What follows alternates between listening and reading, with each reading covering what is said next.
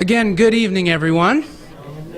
First and foremost, how many people have been to a seminar that Healthy for Life has put on? Brought Brian Peskin in here. Hands up high. Well, at least half the room. Let's give Healthy for Life a round of applause for continuing to bring us resources like Brian Peskin and Dr. Rowen.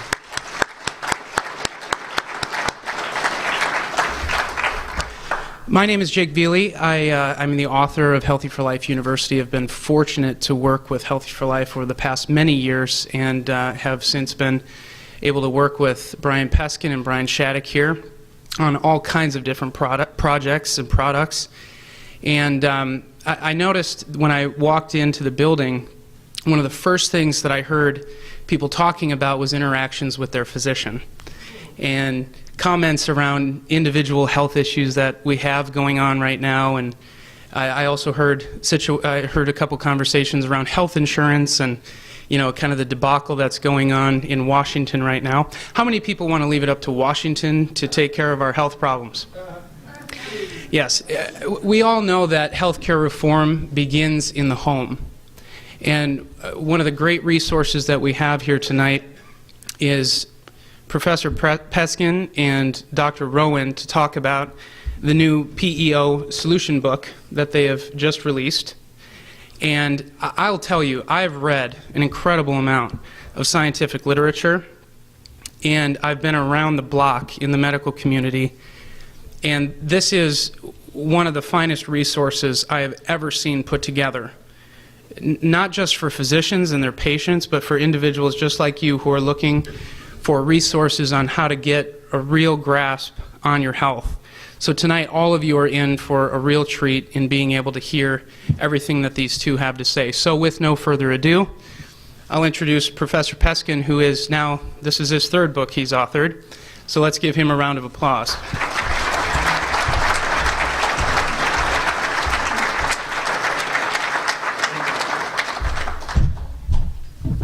Thank you very much. Always delightful to be back in Iowa. How many people have heard me talk before on PEOs?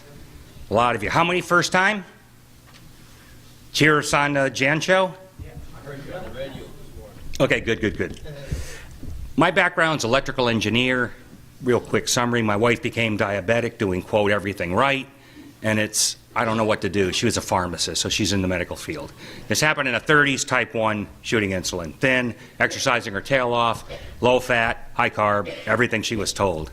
So after about 5 years researching the medical textbooks, not studies, because I live in Houston, we have MD Anderson Hospital, has Jesse Jones Library, which is one of the top 10 medical libraries in America, complete different understanding of what we're being told. The science would say this, what you're being told is the opposite. So here's the situation in America today.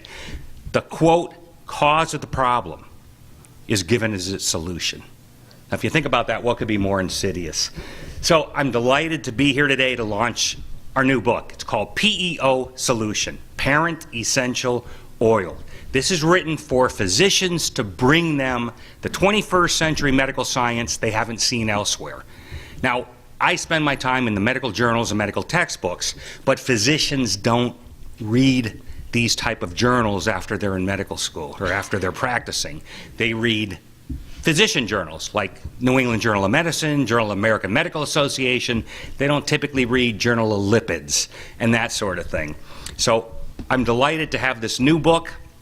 It is state of the art. If you're a patient, like most of you are, and not a practicing physician, you'll get the inside track on what the world's leading physicians are now getting. So we've got a very big following. Introduce Dr. Rowen. He's Phi Beta Kappa from Johns Hopkins, internationally known for oxidative medicine, the father of medical freedom, the first in the nation to bring us integrative medicine where you don't have to just prescribe drugs. So Dr. Rowen is a big proponent of that.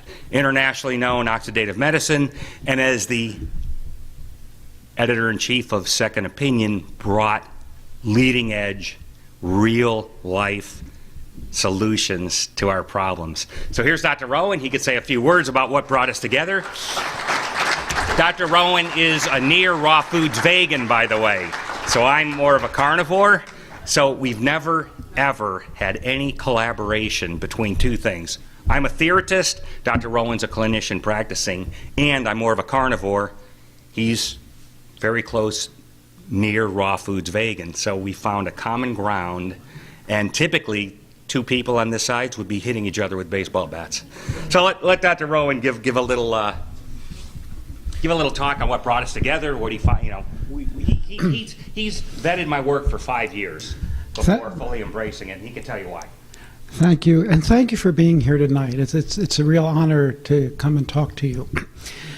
Before I tell you what brought us together, I just want to see a show of hands. How many of you are currently taking a drug? Wow. I would say more than half. Now, my term for that is a synthetic petrochemical pharmaceutical. Everybody understand that? Okay. Now, I have an award. Does everybody know what this is? It's $100 toilet paper. It's not backed by anything, but it's still recognized by what we call the government. All right.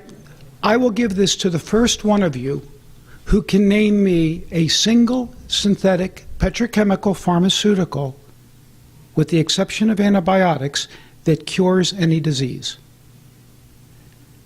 Now, I'm going to give you a little bit of time to think about it, and if one of you can, I'll give it to you. In fact, I'll give you a second one if you can, all right? And then you'll understand why Obamacare can't work and why no government intervention can work when you think about it. Are there any physicians here? No, okay. By the way, I was just investigated by my state medical board, and I pulled out this $100 bill, and I laid it on the altar of the investigator, and I asked him the same question, and he turned fecal-faced red, and he couldn't answer it. And I'm being held to their standard? Now, what brought Professor Peskin and me together? A colleague of mine called me up one day and said, "Do you know anything about Brian Peskin and his book, The Hidden Story of Cancer?" I said, "No." And at this time, I was writing the newsletter Second Opinion, and I'm always interested in this type of stuff. He said, "You need to look at this." So I called up Peskin. I called him. I'm open-minded. And he sent me his book, and we got to talking about it. I read the book. I'm very interested in cancer. I treat a lot of cancer, and I want to be able to help you, not the profession, not the chemical industry, you, because you're the patient. My duty is to you. And I said, this is interesting, because I'm an oxygen man. He said that I do oxidative medicine, and I've been doing oxidative medicine longer than any living physician in North America, since 1986. Ozone, ultraviolet blood irradiation, etc. And it's the cornerstone of what I do in my office. And it fixes more problems than everything else I have combined. And it's safe. So I read it, and we talked about fish oil, and I said, this is interesting. But you know something? I've been brainwashed by the fish oil. Yeah. Because that's where everything is. And I said, I'm open. I want to see more. So he kept a continuous floodline to me, and I devoured everything. And over the years, he said, I'm an organic, raw food, near vegan. I do eat some dairy. So I would prefer not to use fish products, to be honest with you. I don't eat fish. I lived in, I felt like I was coming back to Alaska today. I lived there 22 years. Now I live in Northern California. But so I gave up fish when I came to California, and if I could do something to get out of marine oil, yeah, I'd like to do that too. But marine oil had a lot of articles around it. But I'm going to admit, I'm not an MIT-trained scientist. I'm a clinician. He's an MIT-trained scientist who can read these articles probably better than the average physician can read them. So I got to give him credit. And then the articles started getting better. And a couple articles came down the pike. And finally, we had a couple articles comparing, and this is what I wanted to see, articles comparing marine oil to parent oils. Now, parent oils are plant-based. I'm a plant man. I'm a vegetarian.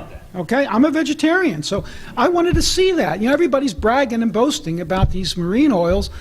Well, let's see it controlled against real essential fatty acids. Marine oils are not essential fatty acids. They're what we call derivatives. The essential fatty acids are linoleic acid and alpha-linolenic acid, 18 carbon chain. They're this long. The marine oils are that long.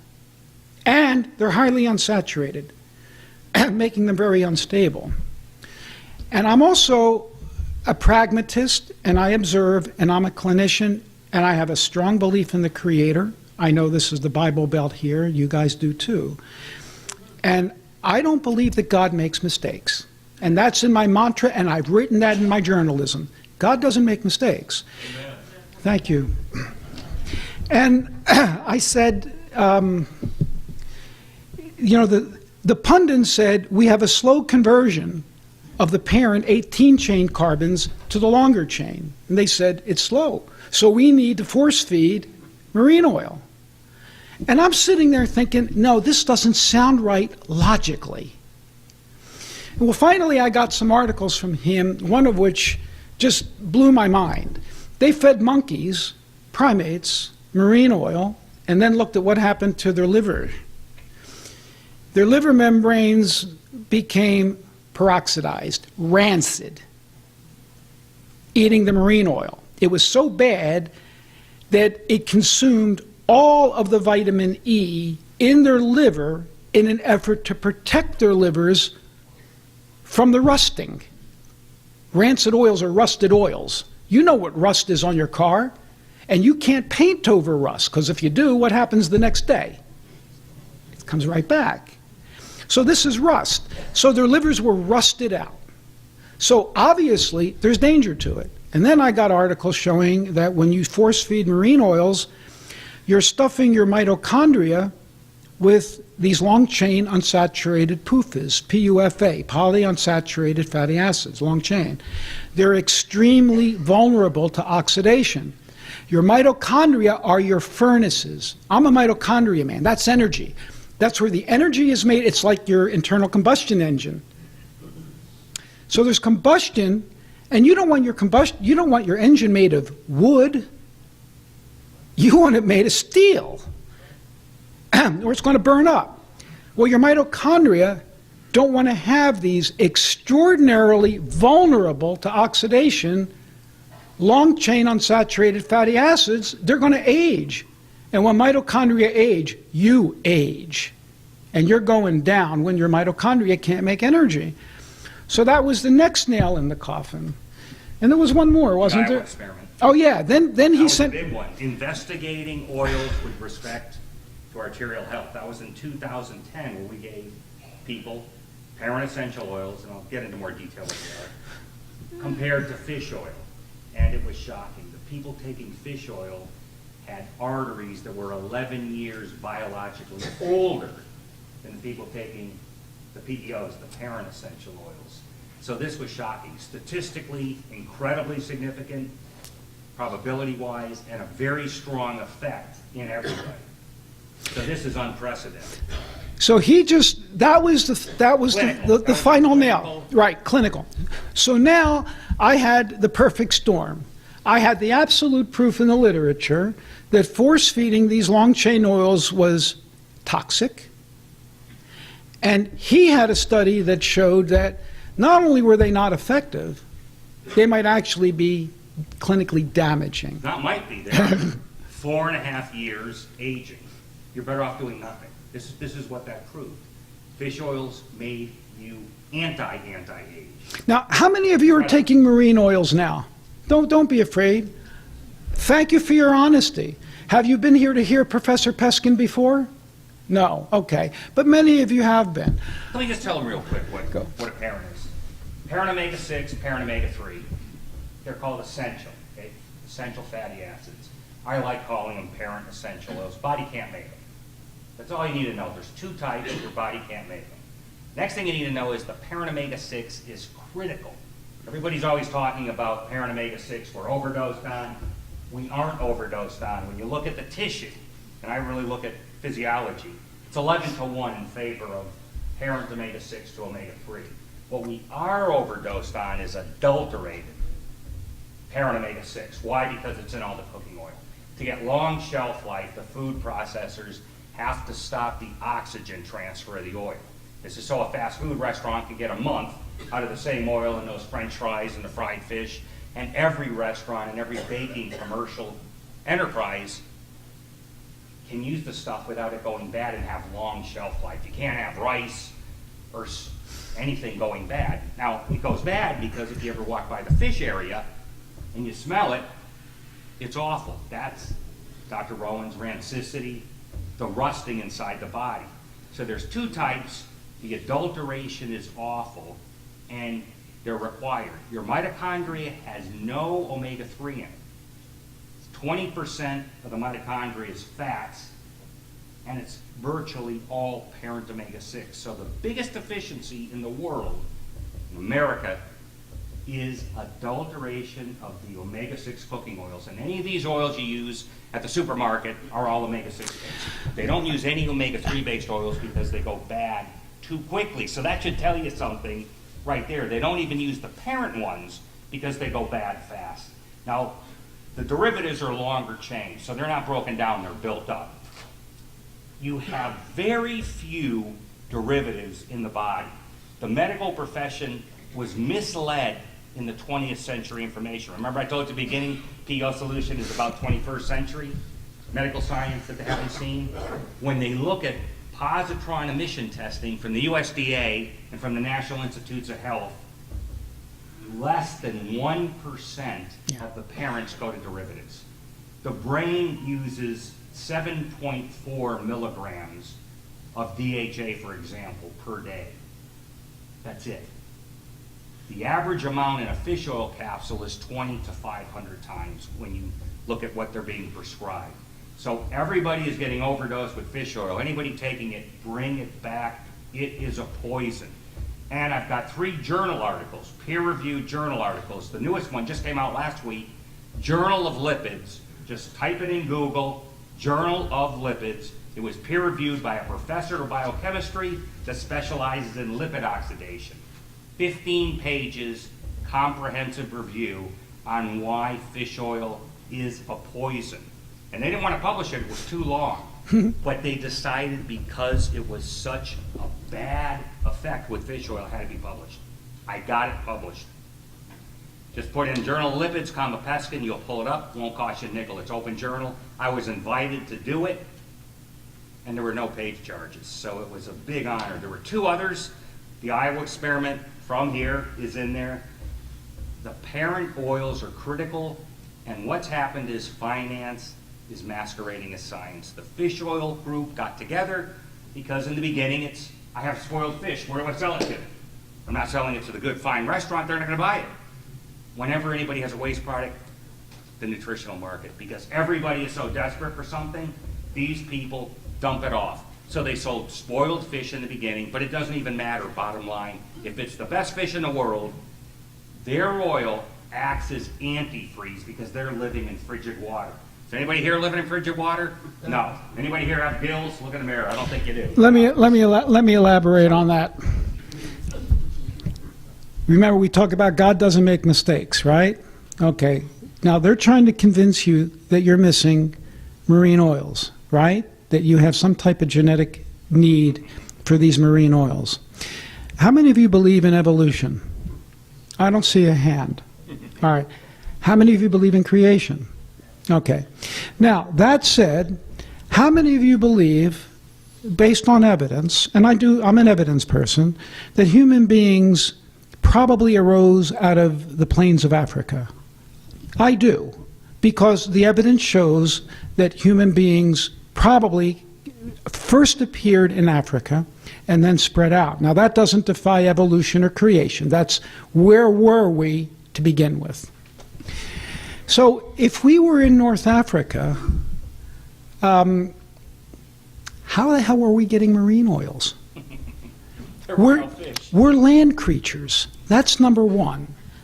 So we were created, and there weren't salmon in the lakes of Africa. And even if we were eating fish, I sent him an article that surprised him that showed that if you look at the fatty acid content of fish in the lakes of Africa, they've got a lot of saturated oils, and they have no long-chain unsaturated oils because they're in warm waters.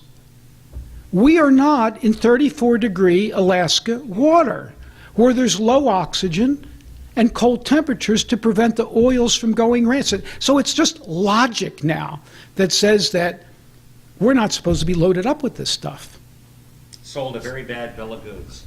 Then I came across a journal article by Holbert. He's a professor in Australia. DHA, which is the big miraculous thing in fish oil, right? DHA, EPA. They always say DHA we need lots and lots of. It spontaneously goes rancid 320 times faster than olive oil. Let me repeat that. 320 times faster, which means if I put it at room temperature, it turns to rust automatically. Now put it at our temperature, which is close to 100, 98.6. And like Dr. Rowen said, the monkeys, no matter how much antioxidants the body had, it's not enough to fix it. So the dosages of fish oil are suprapharmacologic overdoses. And this is what I publish. And all you have to do is look how much is in the fish oil capsule. Remember I told you 7.2 milligrams. You're getting hundreds of milligrams in fish oil dosages.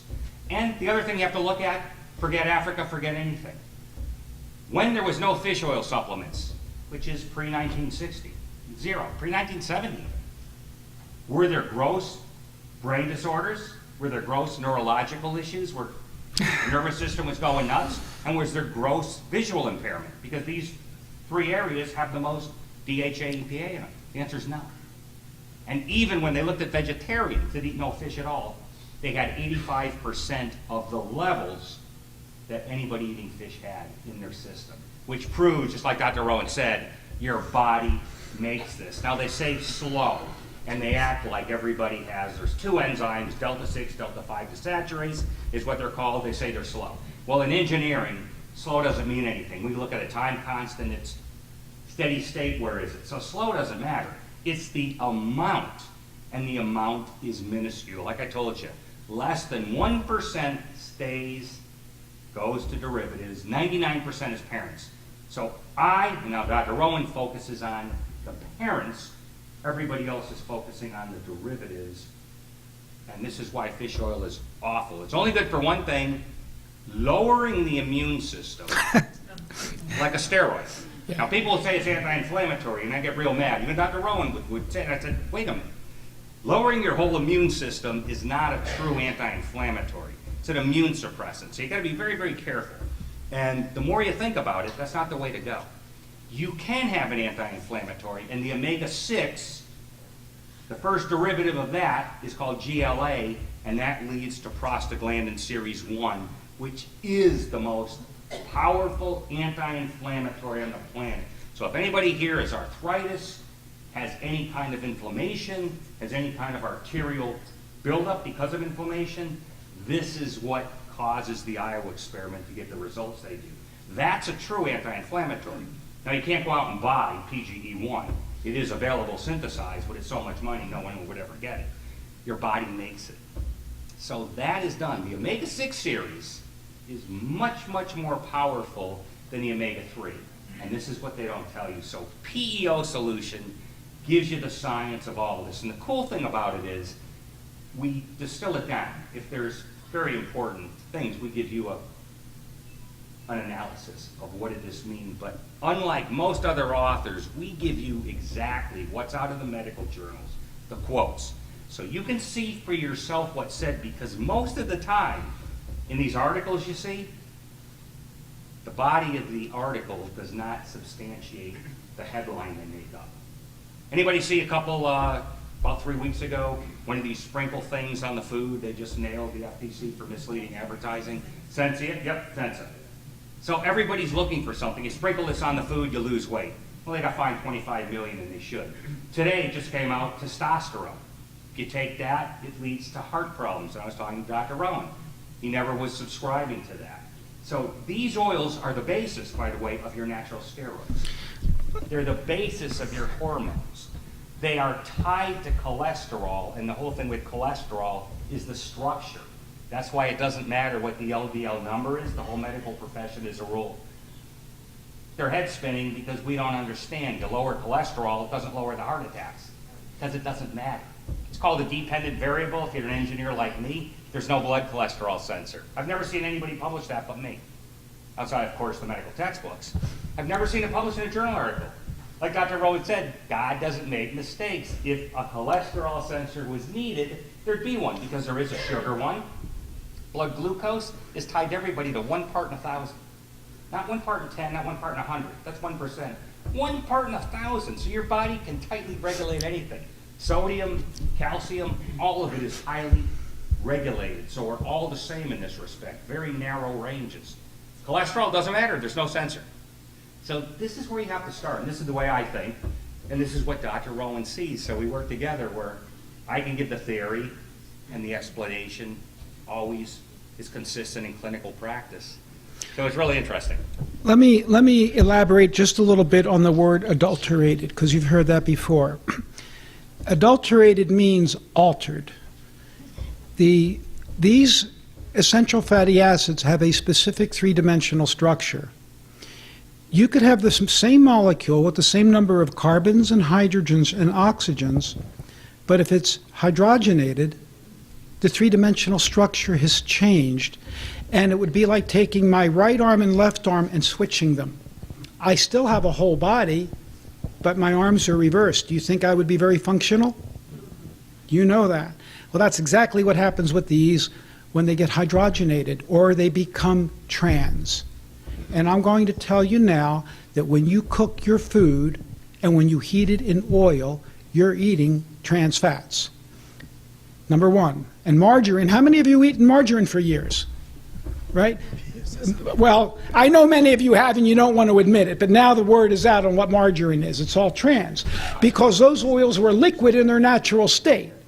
So then they hydrogenate it and it becomes more, quote, stable, but now it's toxic. It's like taking a key and breaking it in a lock, and now you can't, the lock is jammed. The trans fats get into the enzyme just like the lock and jam the enzyme, and your enzymes are stuck. Well, that's one form of adulterated fat. The other form is oxidized. Well, that's one other form. Now, how many of you have ever worked with linseed oil and put it on furniture? Lots of you have. I have. So it's kind of, you know, it goes on real smooth, and then within a couple hours it starts getting tacky, and by the next day it's solid, right? That's rancid oil you're working with. That's what boiled linseed oil is. It's already oxidized, it's rancid. Imagine that process going on in your cell membranes. And there's 100 trillion cell membranes. 100 trillion. That is a lot. And these oils comprise 25 to 33% of every cell and every mitochondria on top of that. The mitochondria are in addition to those 100 trillion. There can be hundreds of mitochondria per cell. So just imagine if there's a deficiency in these kind of numbers, would I expect there to be a problem? Of course, I may not be able to tell you specifically what it is, but I'll tell you what it is right now. Diabetes, lack of energy, heart disease, and cancer. Those are the big four right off the bat. It's such an easy solution. That's why it's called PEO solution. How many of you here have diabetes problems? Quite a number of you. My wife and I go to India every couple of years and do volunteer work in a charitable hospital. It's the only hospital I have hospital privileges because I don't want to work in an American hospital. They wouldn't give me the time of day for what I do. This hospital is very open to what we do. And we've taken ozone and other things there. And the first time we were there, we're seeing men half my age, peasants, farmers, hard workers, slender men in their 30s with diabetes losing their legs. Now we don't see that here, but we're seeing it there. Here, type 2 diabetes is an issue of generally obesity in 90% or overweight. Everybody would agree with that. In my office, we fix virtually 100% of people with diabetes. But there's slender people. My body morphology. And I went home, and I went back to my room that night, and I meditated and prayed over it because I really wanted an answer. And the answer came very easily because I was observing what these people were eating in India. This is a modern. By the way, India is the #1 diabetic population in the world. Southern India, vegetarians, not the northern, the southern. Exactly. He's answered why. These are vegetarians, mind you. Who would believe it? Vegetarians getting heart disease and losing limbs. Now, and I'm a vegetarian, right? I'm going to tell you the difference tonight between me and you and them. This is modern India. This is not India 300 years ago.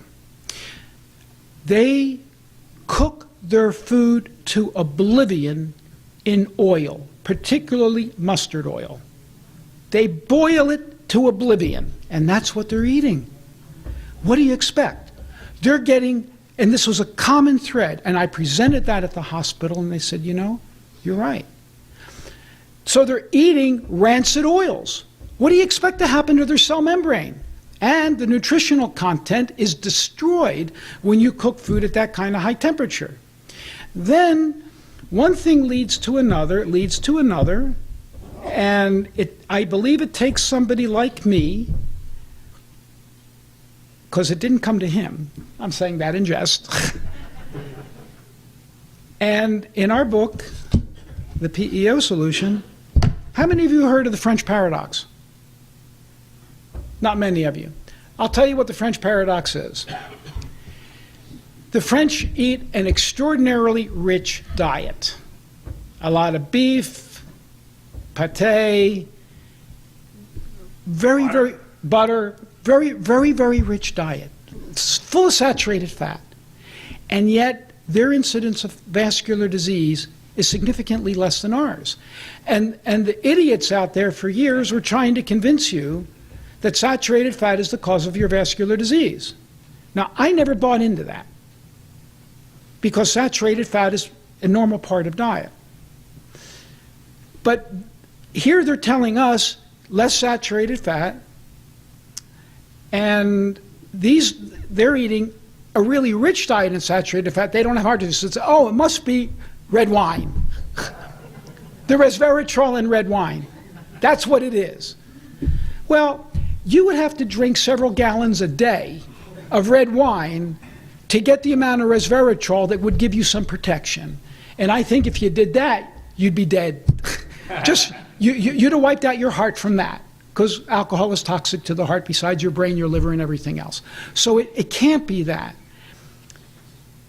What it came to was it took somebody like me and the way I eat, because I think I'm the first person, and you're going to hear it publicly now for the first time, to resolve the French paradox. The French, remember I told you, I'm an organic, to the extent that I can be, raw food near vegan. Do you all understand that? I eat a salad each night that will fit in here twice. That's what, and you saw me eat today, all right? We found a place here that actually could cater to me, thank the Lord. I was worried. So my wife and I eat this way. I'll give you some statistics in a moment. But the French do cook their food, but what do they cook it in? Butter. They cook it in butter. They don't cook it in vegetable oil. And butter is saturated, but it's shorter chain, it's medium chain triglyceride, and it has a low browning point. And the French are culinary artists, and they don't want to burn their butter and destroy their food, so they're cooking it at low temperature. Voila! They're not getting oxidized oil in their diet because they're using saturated fat in the form of butter, and they're cooking it at lower temperature where it oxidizes less and it destroys the nutritional content of the food less. Does everybody get that?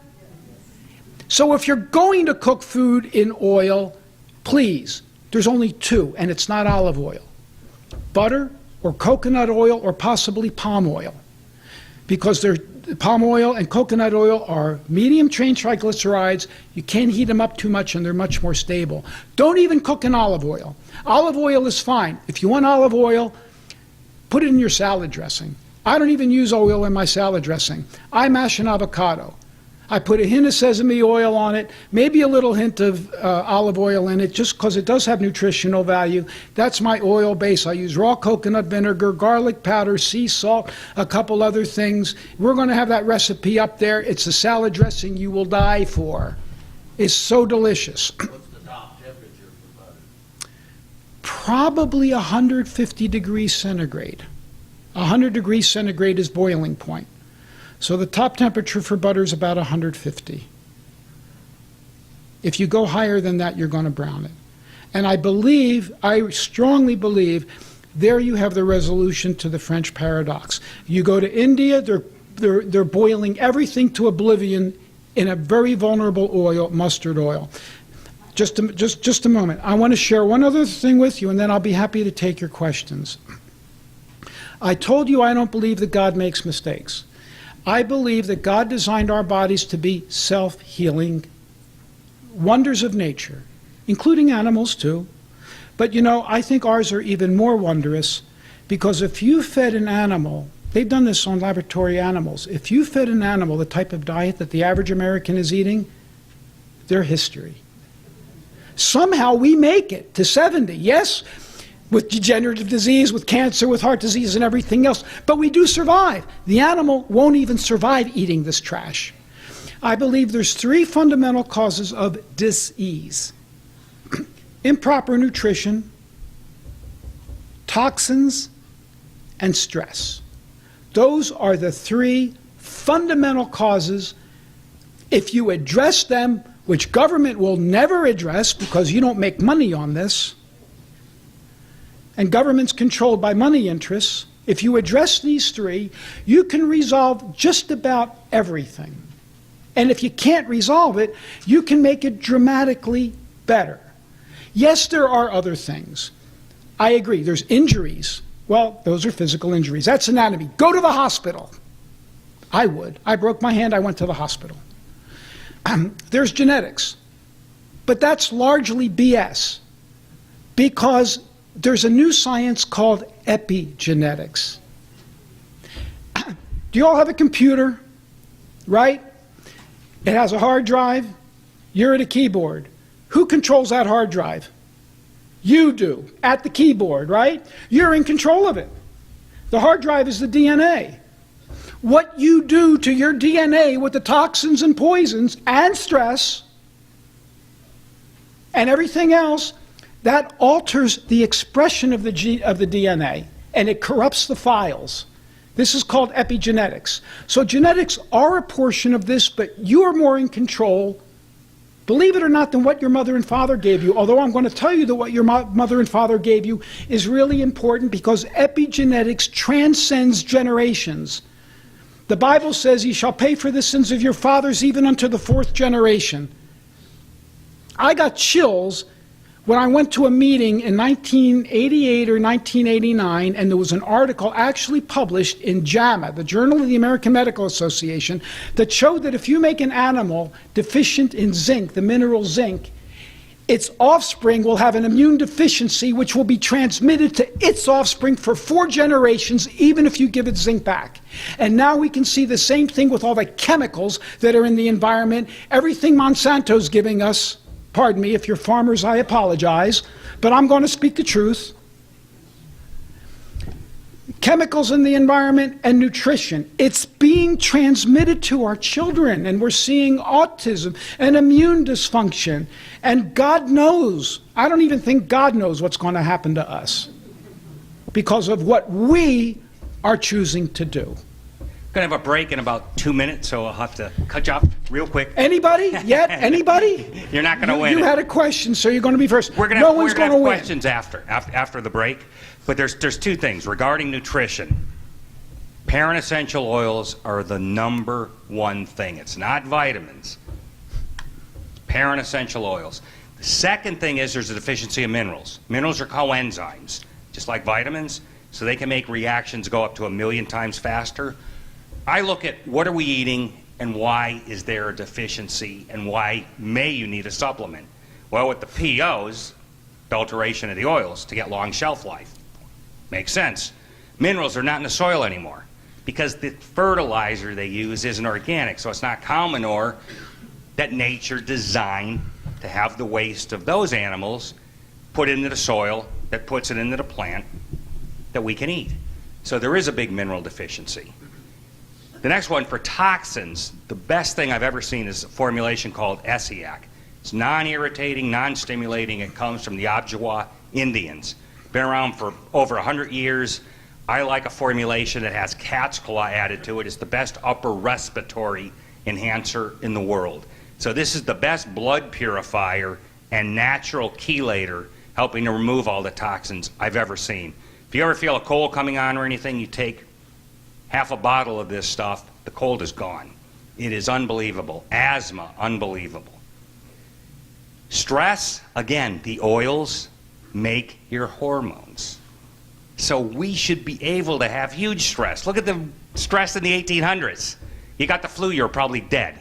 You got shot, what kind of surgery they have? No anesthetic. You died of all kinds of things, and it was hazardous. You went across the country, there were no supermarkets. You got caught in a snowstorm, dead. So the stress back then was infinite. I'll give you today, there's more perceived stress. But these oils, again, are the endocrine system. So this is talked about in the book too. It's really, really interesting. Please take some time, look at the book. You could also go on the internet, peo-solution.com. It will give a lot of the accolades about it, but you can look at it out there. And take about 15 minutes to peruse this. Also a 24-hour diet, if anybody was wondering about that. It was out of print for 3 years. It's back because I had so many people wanting it. It's updated to be completely consistent with PEO Solution. So please check outside in 15 minutes, and if you have a question, I guarantee other people will want to hear the answer. So save it for a couple of minutes, and we'll see you in 15 minutes. Before you go, I'm going to give you some numbers to think about with me. Remember, I'm a vegetarian, and he didn't think it was possible to be healthy until he met me. No, I never saw one. The ones I saw were very sickly. All right. Didn't look good, no energy. I mean, not good. Big difference. My blood pressure on a bad day is 90 over 60. On an average day, it's about 85 over 55. I've been as low as 74 over 47, just to let you know. And I'm standing here in front of you.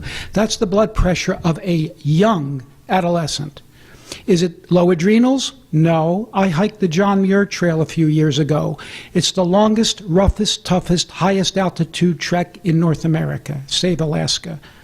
200 miles, average elevation 10,000 feet. As an organic, raw food vegetarian. You're worried about hormones? My testosterone runs between 550 and over 800. I don't take any hormones. PSA, how many men are worried about prostate problems? I used to say, don't get a PSA. There's reasons for that, but I finally broke down because it's an indicator of inflammation in the prostate. So I decided to get one a few years ago, and it was 0.4. My wife said, get another one. Let's see, maybe it was a fluke. Maybe it was a fluke test. I got another one a couple months ago. It went up, 0.5. And by the way, that is within the same margin of error. Yeah. It's you know, statistically, it's the same number. I did the same test he recommended, a digital pulse analysis. My arteries are about 20 years younger than my chronological age. I've had tests that show absolutely zero plaque in my blood vessels. I dance circles around my colleagues, my age, on the trail. And I can give you number after number of my essential fatty acids. I don't take any supplements. Well, I do take a few supplements, but I don't, I'll be honest with you. You know, we're here to talk about this. But you don't eat my diet. If you ate the way I eat, you probably wouldn't need to do this. And I think you would admit it too. My essential fatty acid profile is perfect. And my minerals are spot on, but my zinc is borderline. Why? Because even though I eat organic, our soils are getting deficient and deficient. So I agree with the professor. The main deficiencies right now in the American are essential fatty acids and minerals. You're all deficient in minerals, guaranteed. And I'm okay because of the way I eat, but I'm borderline in zinc. So I'm telling you, you can eat this way and be healthy if you do it right. But since so few people are willing to do it right, I do use a lot of supplements, and my patients do get essential fatty acids, but they don't get marine oil. Thanks. Let's take a break. Up and claim my $100 because you can't. There is no synthetic petrochemical drug that cures a disease. Even antibiotics, if you don't have an immune system, antibiotics aren't going to cure you. You still need to have an immune system. And I've asked doctors about this, and no one has claimed the $100. You've got to get your body back to the way God designed it, to heal. It needs raw materials. Your car, you take better care of your car than you do your body. You change your oil every 3,000 miles, don't you? You make sure there's 28 or 30 pounds of air pressure in your tires. You use the right octane of gas. Well, what kind of octane of food are you putting in your body? Trash. Mineral deficient. If you don't have the gap in your spark plug right, you can't make energy in that cylinder. You take better care of your automobiles than you do your own body. So my philosophy is get into the body, the raw materials it needs to heal, and get out of it the toxins and poisons that are screwing it up. And do your best to lower your stress. I'm not the best to deal with my patients with stress, but I direct them. I deal mostly with toxins and nutrition, and I deal with oxidation. Somebody asked me, are you going to talk about ozone? Do any of you want to hear about that? Yeah. Do any of you not want to hear about it? All right. You might as well, he wants it short because There's a lot of questions. There's a lot of questions. You can do ozone in the privacy of your home. There is a company that sells ozone water purifiers, and I tell my patients to get it because I'd rather them do it at home than come to me. I do it in their blood. It works a lot better and faster. The one gift that Castro gave to the world was he funded the Cuban World Research Ozone Center. I might not have the name right, but that was in 1986. The Cubans have done phenomenal research in ozone, as have the Italians and the Germans. Ozone therapy, the way I do it, is either giving it rectally or, to work much better, we give it in the blood, or if you have degenerative joint disease and you walk into my office like this, holding onto the wall. This is videos of patients on my YouTube channel. You'll see it before and after. You put it in the joint. What does the body need to heal more than anything else? What single thing does the body need to heal? Thank you. Oxygen. That's it. Oxygen. You get oxygen in and you get oxygen to burn and you make energy for healing. Ozone is O3. Ozone is a gaseous form. What kind of form do you Ozone is gas. Ozone is O3. How do you put that in your vein? You take some blood out. The way I do it generally is I take some blood out. I put ozone oxygen gas mixture in it, mix it up, give it back to the patient.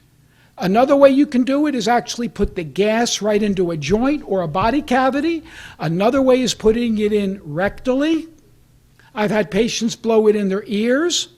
You can't put very much gas in your bloodstream. You're not putting gas in your bloodstream. You take the blood out and you mix it up with the gas. The gas reacts with the blood, and now you're putting the blood back in, the treated blood. And that stimulates, you could go online, for those of you who are technically inclined, and get a book, if you're technically inclined, by Vilio Bocci, B-O-C-C-I, from Amazon, and he's written a treatise on what ozone does to your blood physiology. It stimulates oxygen delivery. It lubricates blood cells so that it gets better what we call rheologic properties. That's flow properties of blood. It modulates the immune system so that if your immune system is weak like this, it comes back like that. If it's like this, it goes like this. What do pharma drugs do? Well, if you're out of balance like this, drugs, chemical drugs, bring you down like this. So you're in balance. Maybe your pain goes away, but you're operating here. Hey, people, I want you up here. I will challenge any one of you up to 15 years younger than me, even 20 years younger than me, to a hike in the High Sierra to keep up with me. I don't see any takers. And if you beat me, I'll pay your trip. Now, what do you attribute that to? My diet, You, the vegetarian thing, or? I'm an organic raw food vegetarian. I attribute my health more to diet than anything else. I also have done chelation therapy to remove heavy metals, and I have the lowest heavy metals of almost anybody I know. I eat a very good diet. I get some exercise. I am not an exercise buff, but I walk up a hill, a 1,200-foot hill, about once a week, and it's a 7-mile round trip. And I do that whole thing. I get up the hill, it's 1,200 feet up, and I time myself. That's how I know how I'm doing. It's 3.5 miles one way, 1,200 feet up, and I can get up there in as low as 55 minutes carrying 10 pounds of dumbbells on my back. Are you a vegetarian because that's what you want to be, or are you not in favor of eating meat? It's an excellent question. The question for the camera is, am I a vegetarian for health reasons or I don't want to eat meat? Both. Vegetarians typically are healthier. California Seventh-day Adventists live longer than even fish-eating Adventists. The longest-lived societies on the planet, of the 5, 4 are mostly vegetarian. Only 1, the Okinawans, do eat meat or fish. I'm a vegetarian largely for spiritual reasons, because I don't want to kill an animal. That's me. There's no judgment here, and I don't judge anybody who wants to eat meat. If you want to eat meat, please do it. Just make sure it's fed naturally, it's organic, and it's humanely killed. But I'm a vegetarian for spiritual reasons. When I left Alaska, when I married my wife and I came to California in the year 2000, I had already made up my mind to stop eating fish because I was leaving Alaska, home of salmon. I went out and got salmon. I admit it. I loved it. I made lox. I made smoked salmon. I ate a fair amount of salmon, not a lot, perhaps twice a week I ate salmon, but I wasn't eating meat and I wasn't eating chicken. After I came to California, I said, I'm going to stop killing fish, and I also gave up eggs. A high-performing athlete's got to have a lot of carbohydrates. Guess what? High-performing athletes eat like me. Yeah, where they get, Doug Graham. where they get the carbohydrates. Doug Graham wrote a piece in our book, The PEO Solution. He's a chiropractor and a nutritionist to NBA professional athletes. He moves them to more raw foods, and as they do, their aging process reverses and they can perform better on the court. Everybody's been misled on overdosing on carbs, by the way. Once It's not the way to go. Once again, let me elaborate on this for you. Let's go back in human history 1,000 years. Tell them what you don't eat. There's one thing, being a raw foods vegan, compared to the average vegetarian, he doesn't eat. I'm going to explain a couple things. You don't have to eat like me. Good. I'm not asking you to. You don't have to, and please don't. Because I love what I eat. I thrive on it. When I was on the mountain in the high Sierra, I was craving a salad.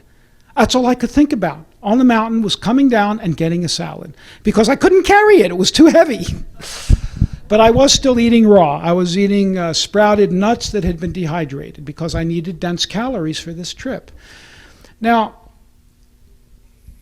I ask my patients, eat like me, please, about 70%. So let's talk about the Paleolithic diet for a moment. Let's go back in human history a couple thousand years. What were people eating? I'm not arguing that human beings are eating animal protein. I'm not going to argue with that. There were societies that were always vegetarian. India, for example, has been largely vegetarian, and there were others as well.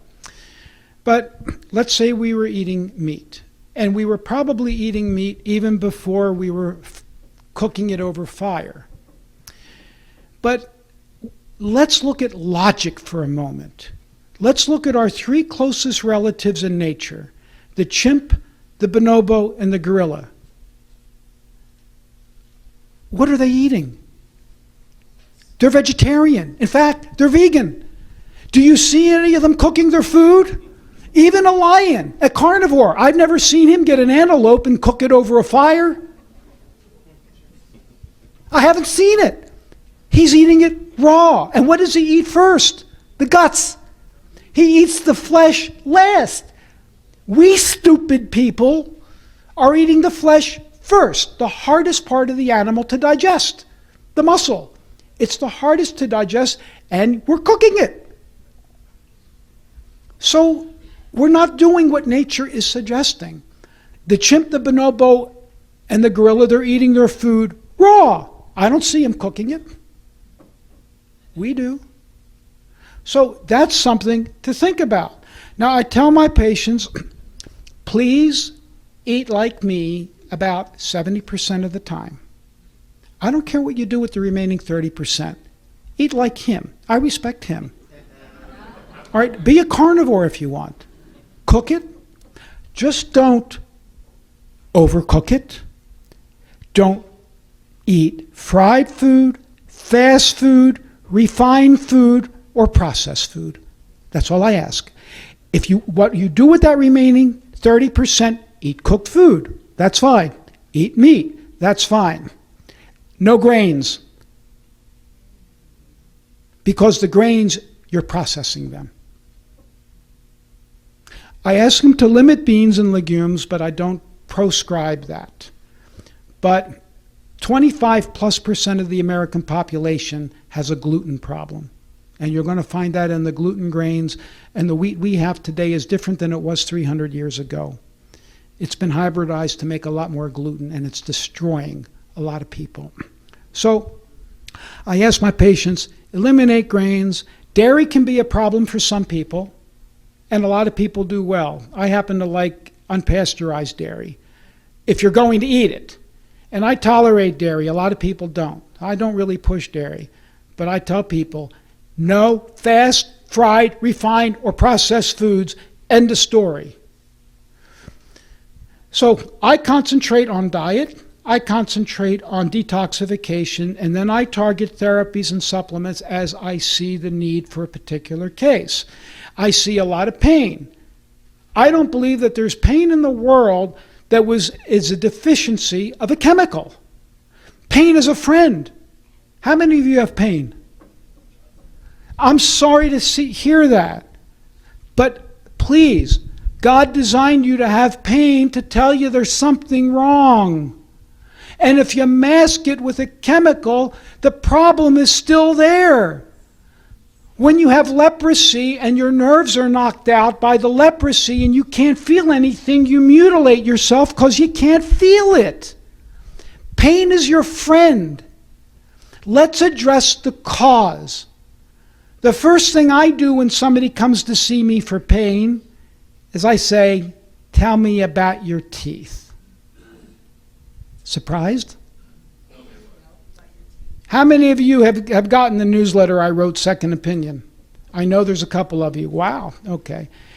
Those of you who do know that I look at teeth, I look for root canals. How many of you have root canals? Lots of you. Okay. Well, a root canal is a dead tooth, right? Does your body like something dead to remain in its body? If I tied off the artery to one of your gonads and it died, would you want that dead organ to remain in your body? It's dead. It putrefies. It rots. Well, that's what's happening to a tooth. It's an organ. It's got a structure. It's got proteins in it that waste away to horrible toxins. And each tooth is in an acupuncture meridian that can destroy areas in your body along the path of that meridian. I was appointed to a term on the state medical board in Alaska. I defeated the opponents in the legislature because the people rose up in my defense. The reason why I was appointed, one reason, is because a lieutenant governor brought his wife to me who was in horrible pain. They were going to operate on this woman because she could barely walk. They brought her to me to get in a series of injections on her back called prolotherapy, which are really uncomfortable, and I'm good at it, but it's really uncomfortable, and I don't want to give injections to people unless they need it. I'll make a lot of money, but God doesn't want me to do that. I mean, God wants me to make money if I do the ethical thing. That's how I see it. But ethics come first. So the first thing I did is I said, do you have any root canals? She said, yeah. Do you know where they are? No. So I said, well, you just came up from Juneau. It's an airplane flight to Anchorage. So let's see if I can find out where they are. I do muscle testing, something the chiropractors taught me. But the medical doctors would think it's quackery. So I have her touch one tooth after another while I'm testing her arm, and bingo, her arm gets really weak on one. I say, oops, that may be a problem. Let's put a penny's worth of a numbing medicine into that tooth. So she let me do it, and her straight leg raising on the table was about 5 degrees. We got it maybe to 10 degrees. It wasn't much. I said, that's not it. So we went down and found another tooth. Interestingly, each of them were upper bicuspids, which is the lung large intestine meridian, which deal with the lumbar spine. And this woman didn't have much wrong on x-ray with her lumbar spine. Let me tell you, x-rays don't mean much when it comes to low back pain. How many of you have low back pain? How about that? All right? X-rays mean crap. And her x-ray was good, and they're going to operate on this woman. And if they had operated on her, she'd have been dead, in my opinion.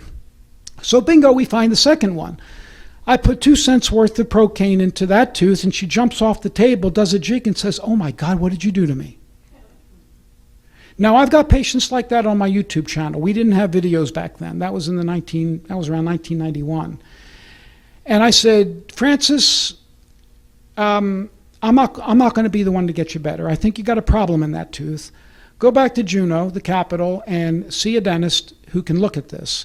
So she goes to a dentist. The dentist takes an x-ray, calls me up and says, hey, doc, she's got an apical abscess in that tooth. No one knew it. What do? I said, get it out. He took it out. The woman's pain went away and never came back.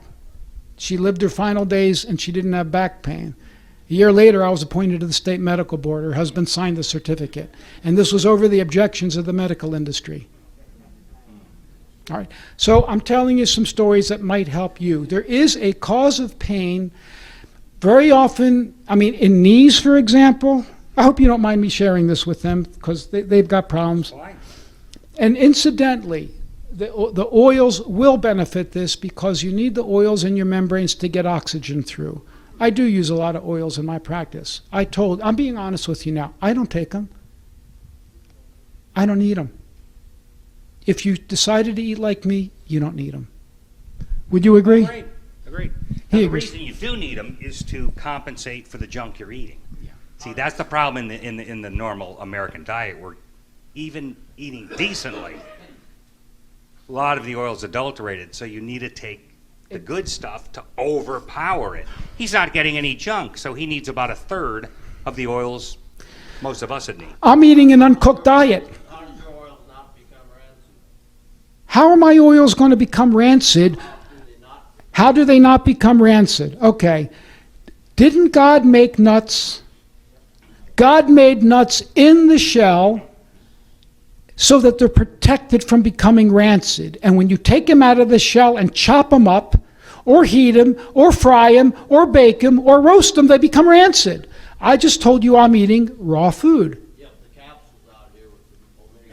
Now you're dealing with something different. If you're asking about a product like that, an ethical company is going to extract the oil from the plant under nitrogen at low temperature, and it won't become rancid. And at low temperature, it won't become trans. Age will rancid them in the presence of oxygen. If there's no oxygen and you can keep all the oxygen out, they can't become rancid because you need oxygen to make them rancid. But everything has a shelf life, including a nut in the shell.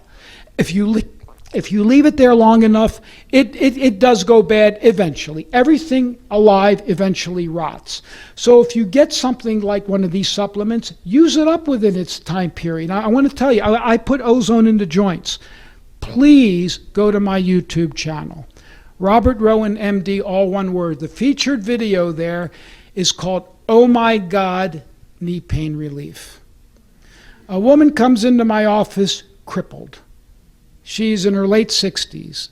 She can barely get in the door, and she has to hold on to the wall. You'll see this. And I treat her, and I start the video immediately after treatment. just as she's getting off the table.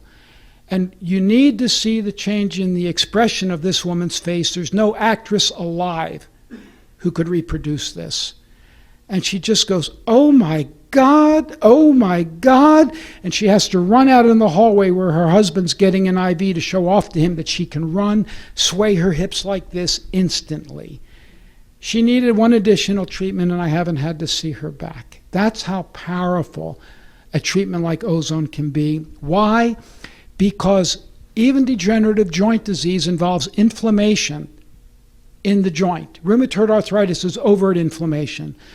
But degenerative joint disease, the joints don't have a good blood supply. The blood supply is the synovium, the membrane. And oxygen has to diffuse. Remember, I'm an oxygen man. And PEOs are important to transmit oxygen. But the issue is getting oxygen to that degenerating cartilage. It's dying. And it can't repair because it doesn't have oxygen, and it's got inflammation. When you put ozone in there, you've instantly put oxygen in, and you put ozone in, which modulates inflammation. And the Cubans have done miraculous research showing that the inflammatory proteins and chemicals and mediators in the knee collapse when you put ozone in the joint. How long will that last? It can last indefinitely. I have some patients coming back. Some patients don't have to come back for years. I can't guess on anybody. I mean, I looked at somebody here and I told him exactly what I saw in his face as far as his diet. And he said, he's right. All right, but I can't tell you when you come in how long it's going to take for your body to heal, or how quick ozone's going to be to fix your back or your knees or something else. I don't know. All I can do is try to maximize your efficiency and your body's ability to heal. And I concentrate on improper nutrition, toxins, stress, and getting oxygen to the area. Get oxygen to the area. I started doing ozone in 1986, and as soon as I started it, I knew the key to healing, no matter what it is oxygen. That's the king of healing. Yes, sir. What would you do to lower a PSA count? Liquid PSA, I can tell you, liquid herbal is phenomenal. The liquid herbal, that SEAC, absolutely phenomenal for PSA. The oils too. Dr. Rowen may tell you other things, but those two are quick, easy, and highly, highly effective. That's very reasonable. Stop eating an inflammatory diet. Get your heavy metals checked. I told you what my PSA is. 0.5 right now. 5 years ago it was 0.4. Am I worried about it? No. I take vitamin D. Somebody asked me what supplements do I take. All right, we human beings, remember I told you, I do believe we originated in the tropics. I do. How can I? Let's use common sense. Common sense now, okay? Look around you. I don't see anybody having fur on their body. Fur. Hey, anybody want to get undressed and let me see if you've got a fur, if you're growing fur? Anybody want to do that? Yeah. But you got to have fur or you don't get it, okay? I'll give you $1 if you just demonstrate for me, and if you have fur, I'll give you $400, okay? $500. Thanks for the laugh. All right. Please, people, common sense. We had to have originated in a warmer climate because we brought the tropics with us with artificial heating. Please think about that. Common sense. We are tropical creatures. We were made to be getting more sun. We weren't born with clothing. Now we wear clothing. We live in Iowa where it's 20 below sometimes, or we're in Alaska where it's even worse. And even I, who am outdoors a lot, have been deficient in vitamin D this time of year.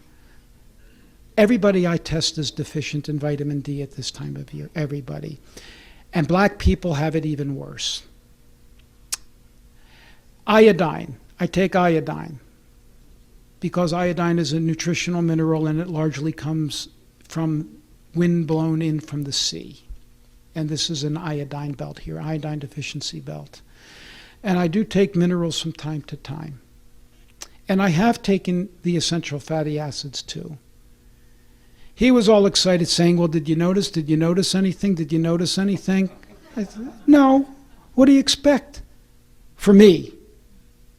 Do my patients notice something? Yeah, because they're eating adulterated oils. I don't. I don't eat fried foods. And when I go, you saw me today, I went to pains today to find a restaurant where I could eat vegetarian, perfect and the food wasn't fried, and you liked it. You couldn't believe delicious. it, right? Yeah, this You place liked is it. The off the chain. carnivore liked it. He said, "Oh my God, this restaurant's a 10." And even by my standards, it was close to a 10. It was a vegetarian place near downtown. Brian, you know which one it is? Okay. No, go on. It was delicious, though. I'm blanking on the name. Type in vegetarian restaurant Des Moines on Google, and it's the first or second one. And it's a cafe, and it's only open till 2 or 3 o'clock. And they're great. They're really, really good. It says in this book not to take calcium supplements. I don't recommend calcium supplements because you can overdose on it. You don't need extra calcium. Calcium is found in nuts and seeds and vegetables. You get all the calcium you need that way. If you take calcium, you could calcify your soft tissues. You do need vitamin D because vitamin D is made by the sun and you're not getting enough sun. And if you get vitamin D, that will take care of your calcium problem in almost everybody. They did a big research deal one time and didn't know why there was more heart trouble in one area than the other. There was less heart trouble in an area where they had hard water where they'd get more calcium. You say they had more heart trouble where they were getting calcium. No, less.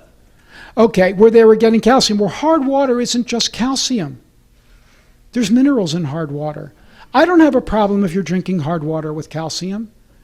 You're not getting that much calcium.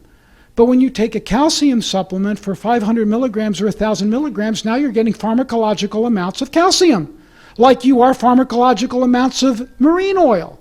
So don't worry about that. And by the way, if anybody had a calcium deficiency, tetany, right?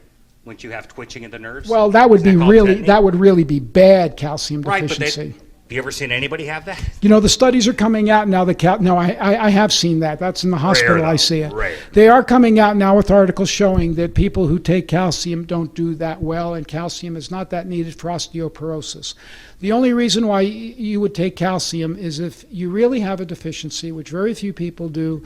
Vitamin D is much more necessary. Magnesium, zinc, copper, boron are important minerals for osteoporosis. What's the deal with strontium? They're using that instead of calcium. They're using strontium because strontium actually does make the bones harder. It does. In my opinion, the jury is out on strontium. Strontium does make the bones harder, but we don't know if it makes them more brittle or not. Question over here. Yes?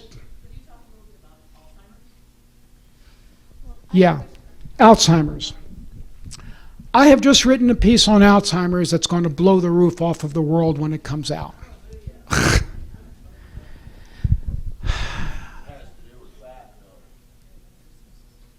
Not a lot. How many of you live in Des Moines? Is the water here fluoridated? Okay. I'm going to give you a synopsis of this, and you're going to hear it, and you're going to go home and really think about it. And that is, to me, that's one of the questions of the night. Why? Because there is an epidemic of Alzheimer's disease. You all are at great risk of Alzheimer's, every one of us. The nation is going to go bankrupt over this disease in the next 30 years, aside from Obamacare and every other foolhardy thing that's going on. I read a combination of articles several months ago. You get the Townsend, don't you? Yeah. All right. I read a combination of articles several months ago that linked the mineral copper to all of the enzymes in the brain that deal with the tau protein, the beta amyloid protein that accumulates. And they've had a running controversy, well, what comes first, the chicken or the egg? Is something making the protein, or is the protein destroying the cell? We know that as that protein, the amyloid protein, accumulates, the cell strangles itself and it dies. So what's doing it? Well, there's new research that's coming out now that shows that free copper, ionic metallic copper, can bind to these proteins and stop the removal process of the protein. The brain can clear itself of this. But the mineral copper, which is a nutritional mineral, we'll get to that in a moment, inhibits it. And it also creates more of the protein, copper. So you're going to say, but wait a minute, it's a nutritional mineral. So is iron, right? We can't live without iron. Well, do you all know what happens if you get too much iron? It destroys you. It'll rust your gut if you take it orally. It'll rust your arteries. In people who have hemochromatosis and accumulate iron, it destroys their liver. Women live longer than men, not because they have ovaries and we have testicles. It's because they have a uterus and we have a prostate. They bleed every month, so they shed their iron. They're getting rid of excess iron. And very quickly after menopause, when they stop bleeding or when they have a hysterectomy, they catch up, because now they're retaining their iron. You getting the picture? So iron is good and bad. We need it. Same thing with copper. All of these transitional minerals need to be bound to a protein to be safe. Iron is bound, because if it's not bound, it's wildly reactive and it will destroy everything it touches. It'll oxidize it. Free iron oxidizes lipids, fats. Copper does too. So it has to be bound. The body shields it to protect it. Copper. Is that where, when you say bound, is that be chelated? Chelated. Truly chelated. It's really chelated. The protein binds it. It holds it. So here's the copper. There's a protein like this. So the copper and the iron is not reactive. This is reactive. That's not. Everybody understand that? Okay. Well, the series of articles showed that there is one industrialized nation that doesn't have a lot of Alzheimer's, and you would expect it to if it was a disease of modern civilization. It's Japan. Highly industrialized, highly modern. Well, what's going on in Japan that's different than us? I didn't know this, but Japan doesn't have copper pipes. They didn't believe in its safety. They have steel pipes, stainless steel pipes, stainless steel or something along that line. Okay, number one. Number two, Japan doesn't fluoridate. So let's go a little bit further. We have copper pipes. Now, I happen to have reverse osmosis in my house to take out everything. Distillation will do the same thing. Now let's get to fluoride. Our epidemic of Alzheimer's started maybe 30 years ago, and it's getting worse and worse and worse. And these chronic degenerative conditions don't happen overnight. Japan doesn't have much Alzheimer's disease. Well, they should. Now, Alzheimer's, and here's another part of the puzzle. Alzheimer's disease is related to the protein ApoE4. You can get tested for it. If you're carrying 2 pairs of this, one from each parent, or one pair, two of them, your chances of Alzheimer's is significantly higher than the general population. If you have ApoE2, then your risk is much lower.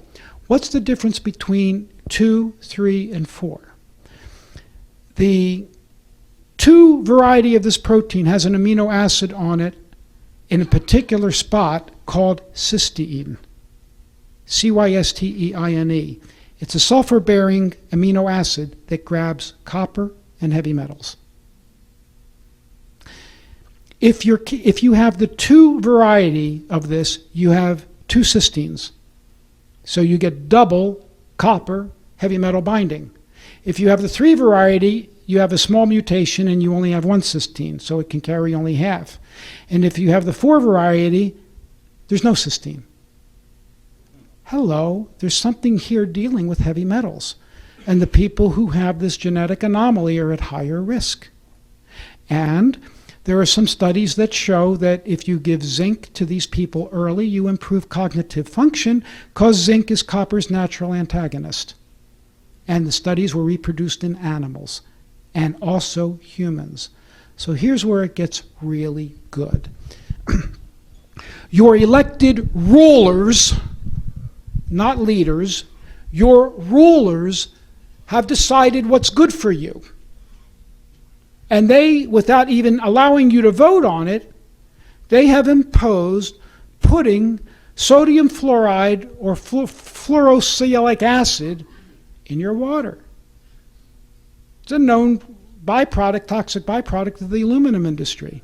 They couldn't get rid of it before, so they convinced your rulers that let's have you pay for it to poison you in the name of better dental health. But it doesn't help the dental anyway. That's known. That's bull. They're trying to get it in Santa Rosa, near where I live, water supply, and the people are rising up against it. And I just wrote a piece for the local newspaper, and they refused it, telling them what I'm telling you now, and they refused it. And I knew they would, because they want fluoride. So it was published in one of the tabloids locally, and I got calls from around the world because it was posted on the internet, telling them what I'm going to tell you now.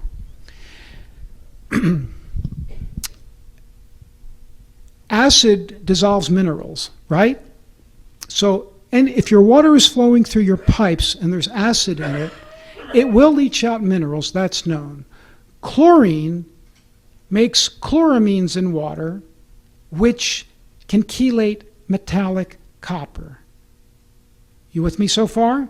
Now, I'm not telling you not to chlorinate your water, because I would rather die in 30 years of Alzheimer's or something bad, or chlorine-related vascular disease, than die today of dysentery. You with me on that? Now, there's ways not to chlorinate water. You could ozonate the water and use 1/10 of the chlorine. You could. Los Angeles does that. But we're dealing with rulers, and they're not benevolent rulers. So they put chlorine in. Let's put that aside. They're going to chlorinate your water. Chlorine's easy to remove. It's a piece of cake. All you need is a charcoal filter for that. Fluoride's different. When you put fluoride in water, fluoride reacts with the chloramine to create a solvent for metallic copper. It dissolves metallic copper. Dissolves it. You can look at the pipes of water that's been chlorinated and fluoridated, and it is etched. Tacoma had a catastrophe several years ago with fluoridating its water and finding an excess of lead. Why lead?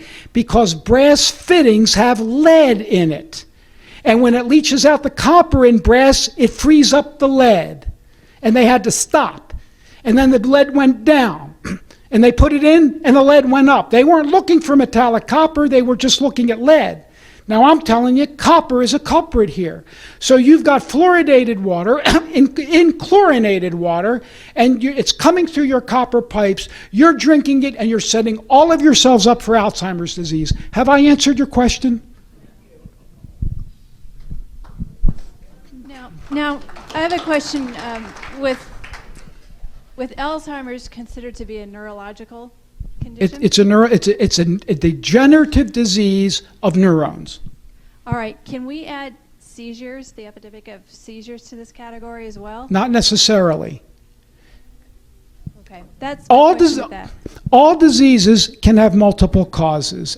I'm not saying copper is the cause of Alzheimer's. It's a cause. There are other things too. A deficiency, we're going to get to seizures in a moment.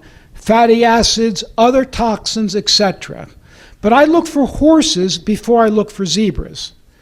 Now, there are children who are born with seizures. That does happen. But if people have acquired seizures, let's say you're 30 years old and you have your first seizure. I was trained in medical school, and I still accept that. If you develop seizures as an adult, it's a tumor until proven otherwise. Do I accept that? Yes. So get checked and make sure there's no tumor. and get checked every couple of years with a proper test and make sure there's no tumor. The majority of them are not, but it could be. That said, what else could cause seizures? Trauma, toxins, iron in the brain, free iron creating sparks and oxidation could do it. There's a variety of things. I would see an integrative physician. An integrative physician has several other terms: alternative, unconventional, complementary, integrative. I prefer the term biologic because I say I'm doing biological medicine. I believe I'm doing the kind of medicine that God would want us, because I told you malnutrition, toxins, and stress are the big three for healing. I can't tell you for sure we can get seizures better. I have a woman in my office right now who's a fine lady who is having a major problem with seizures, and I'm beating my head up against the wall to try and The find oils something. are phenomenal. But I was just going to get to that. Thank you.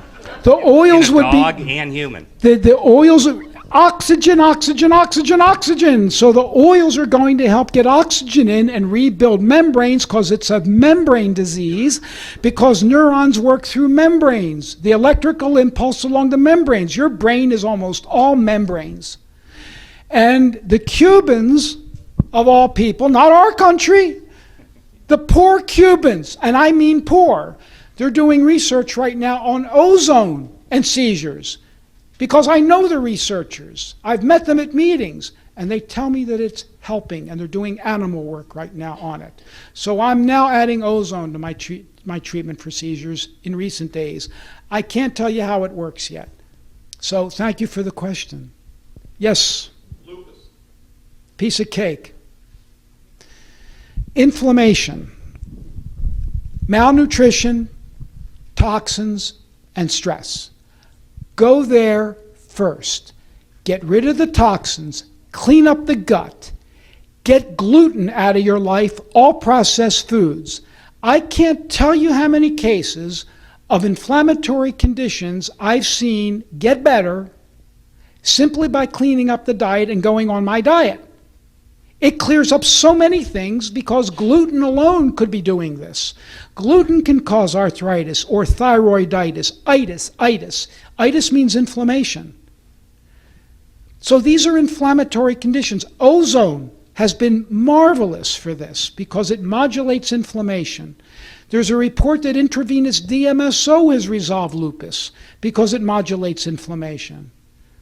Look for root canals as a potential cause because that can set up inflammation. Root canals was known 100 years ago. Everybody, in the book, I have a chapter that should be the foundation of every medical school student, every health professional.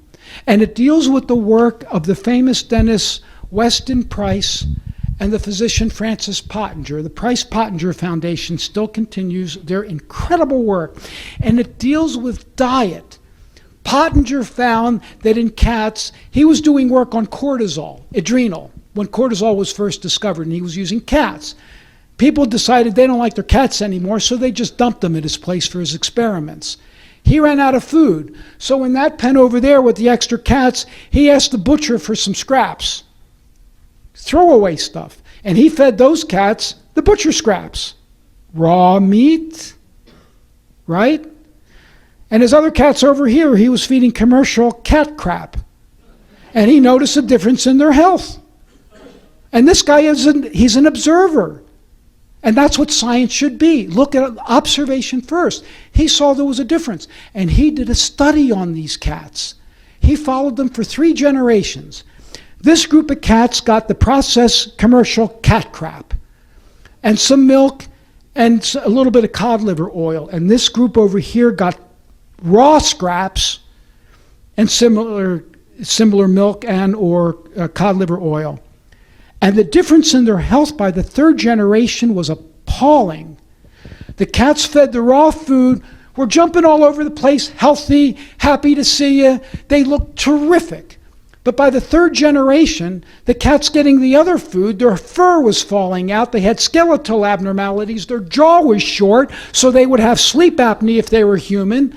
They couldn't even mount to reproduce. Think of all the men now with ED and low libido and everything else. And he was the first to describe allergies in animals, and he's a medical doctor, for God's sake. This is what the medical students should be learning.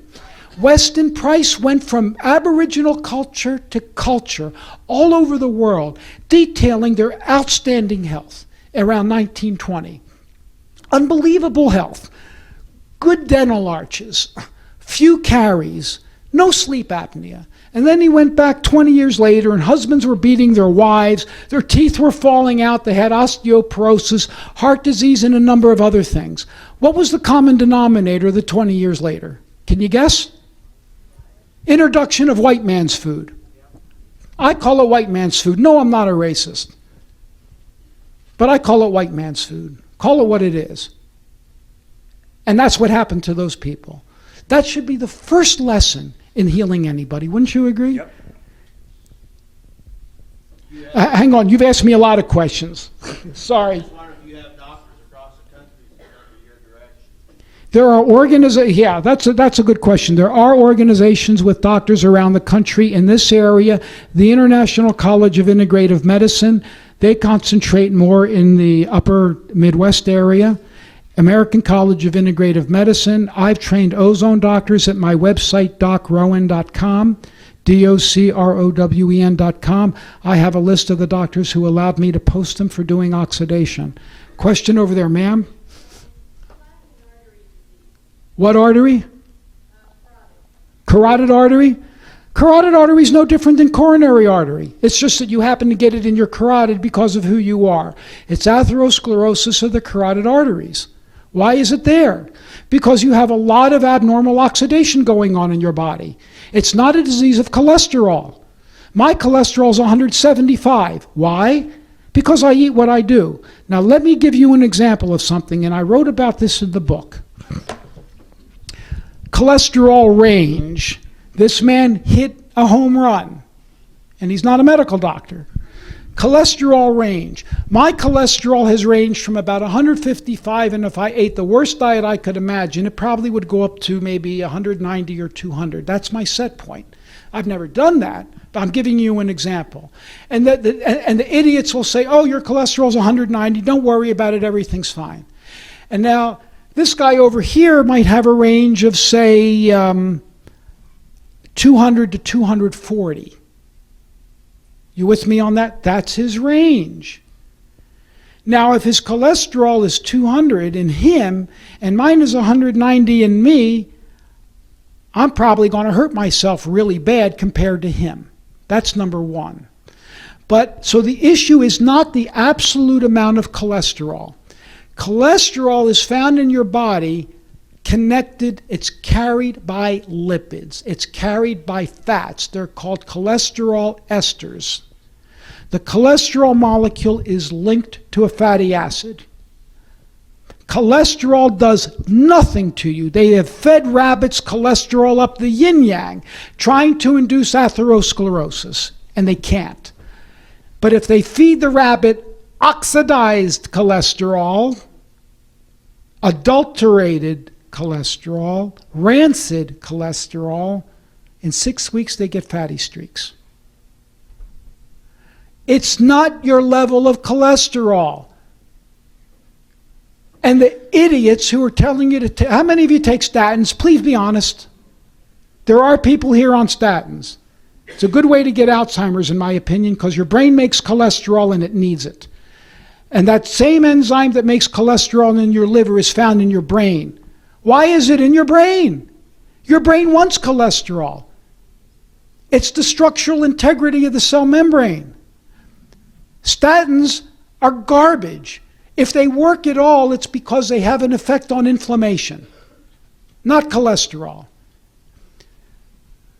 And the idea is to lower inflammation. Well, where's the inflammation coming from? Oxidized cholesterol. It promotes inflammation.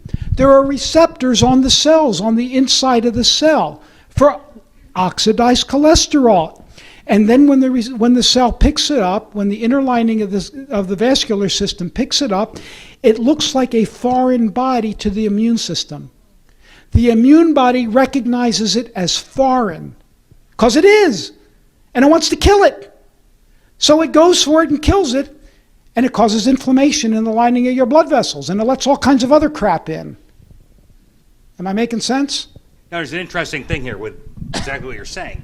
The amount of antioxidants in the bloodstream is not enough if cholesterol itself was the problem, because there's only one antioxidant for about 165 molecules of the cholesterol's fatty acids. So that'd be like one guy having to fight 165 people. You're gone. So that's the proof. This is in PEO solution. It's never meant to be an issue. Cholesterol does not become bad on its own in the body. What's bad is, like he said, the esterified cholesterol. Cholesterol, the way the fats are transported, the PEOs are magnetized to cholesterol. That's esterified cholesterol. They're not just floating around on their own. They're bound by it. So when you lower cholesterol, you lower the PEOs. Insane method. Now you also lower the bad PEOs, the adulterated ones. But that's not the way to go. The way to go is get lots of the good stuff and overpower the bad stuff. But that's the problem. There's not enough antioxidants, so the problem is not cholesterol, and this is thoroughly covered in the book. The other things that you could do, carotid artery disease, in my opinion, is no different than coronary disease. You with me on that? Or peripheral vascular disease. It's just where it happens to hit you, your spiritual, your makeup, because we're all different. If I put a cloud of poison over all of us, it could affect us all differently. You all understand that? And it does. If I put the flu virus in here, some of us wouldn't be touched at all. Some of us would be near death in a couple days, and for the majority, we just get moderately sick. Heavy metals, lead, can cause it. So I do chelation. I do ozone therapy or oxidation therapy because it's phenomenal in improving oxygenation and reversing vascular disease. The Europeans and the Cubans have shown this. So get the heavy metals out. Do oxidation. Clean up your diet. I don't know one raw food vegan like me who has vascular disease. The average blood pressure in somebody like me is 100/70 or less in people who eat like me. 120/80 they say is normal. No. 120/80 is the absolute upper limit of an acceptable range. As soon as you get over 120/80, the all-risk ratio goes up. The all-cause morbidity goes up. There's a... Go ahead. Best thing in the world for migraines is the PEOs. And, getting rid of heavy metals. But the simple one, remember the liquid herbal, the Essiac, is a chelator. So if you can't get to a doctor's office, the liquid herbal, liquid Essiac, and the oils, phenomenal for migraines. And proper nutrition, toxins, and stress. Get the heavy metals out, get the toxic fillings out of your teeth, get the root canals out. 10 more minutes, so real good questions. Yeah. It's getting cold. He has a question there. Did I hear you say peroxide on WHO this morning? Yes, hydrogen peroxide is an oxidation treatment. It's similar to ozone, ultraviolet blood irradiation therapy, and high-dose vitamin C. Many of my colleagues do it. Intravenous hydrogen peroxide is a miraculous treatment. If you had the flu and you had pneumonia from the flu, it would lower your risk of dying by about 50%. That's published in the medical journal Lancet in 1920, but the idiots out there won't use it. The reason why I don't use intravenous hydrogen peroxide is one and one only. It's hard on veins. Ozone and ultraviolet is not hard on veins. I can do them with impunity, and I don't have a vein problem. You keep putting peroxide into a vein, and it could make the vein disappear. How about orally? I have a problem with that. Some people tolerate oral hydrogen peroxide just fine. Others, the hydrogen peroxide rots out their stomach How do you know? because they puke their guts out and they bleed. That's a good sign, yeah. All right? And even if they don't, it could still rot their stomach out. So I can't sit here in good faith to you and recommend that you do it.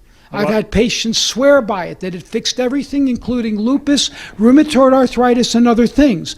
But if I told you to take it and you puked your guts out and it rotted out your stomach, you wouldn't be very happy with me. So I can't tell you to do it. There was a question over here, someone who didn't have a question before. In May of 2012, the cancer was in my prostate, and then I told them I thought it went into my bones. And so we checked the bones, and it was all over my bones. And so then they sent me to a cancer doctor, Dr. Molina, and I told him the only thing that I would do with him was then as we progressed, it dropped down to 9,000, down to 7,000. Just recently, and now I've been at it a little over a year and a half, I'm down to 9.1. Okay, now... Congratulations, that's wonderful. God has really been good, I'm telling you. Plus, a lot of prayers that went out. Well, one of the problems now, I've noticed that I was having heart problems. And here I'm an athlete. I've been an athlete for 37 years, competed on the world and national level. And but I was having aching in my heart. So we went and got, just recently, we went and got an echogram. And they said that I was not getting the proper oxygen into my heart. They called it pectoris, angina pectoris. Okay, angina. And, That's vascular disease. Right, okay. So I'm supposed to go back to him in 3 months, because I told him I'm going to be doing everything mostly alternative. And of course he told me, they sent me to a heart doctor, one that felt that I could get along with, because most of the doctors that I've been to did not agree with my philosophy at all. And so I really had a problem. So what's your question? So my question is, will these essential oils, which I'm taking these essential oils that you sell. I don't sell them. Will they, well, that's sold, I get from here in Johnson. Will that help much on my heart as far as helping? See, they said I not only am not getting the proper oxygen because of probably a blockage. Right, it's a vascular condition. Right, and plus they said my muscle in my heart was not pumping properly. It needs to be strengthened. Right. Now, will these oils, should I increase on these oils? Here's my comment for this. I'm speaking as a physician now, okay? Okay. He's totally into fatty acids, and that's pretty much what he sees. I see more than that, all right? I would push these oils. I definitely would do that because I think they have a lot of value. But I wouldn't put all my stock in one thing. You have angina. That's not good. You're at risk of a heart attack. You have vascular disease and your heart muscle is suffering because it's not pumping well enough. There are a large variety of things that can be done here to improve the circulation to your heart. We have nearly 100% success in improving angina and reducing the risk of heart disease with a combination of therapies.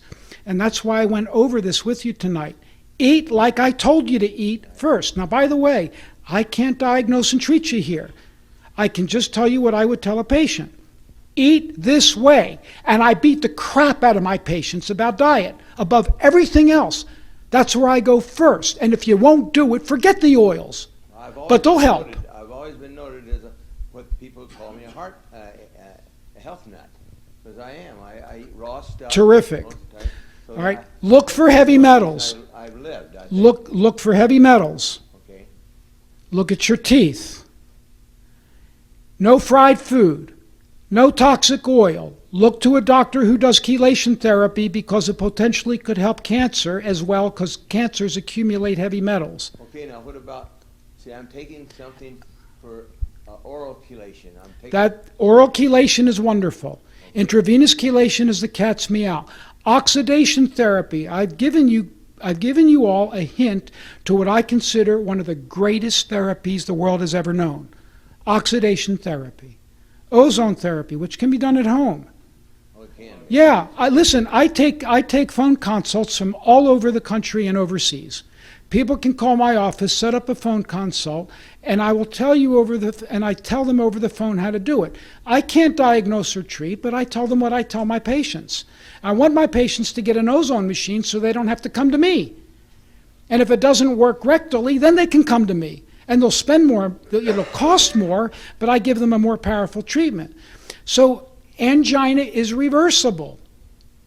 It is, the idiots out there for years says, it's not reversible. And they admonished me. Well, we now know it is reversible. And the oils can help reverse it. There's a lot in the book about this. Get the That's book what I and was read gonna it. ask you. Get that book Will and read this it. book out here, because I asked the lady, I go to the store over here, I asked her if the book would give this information. She told me to come in and ask you.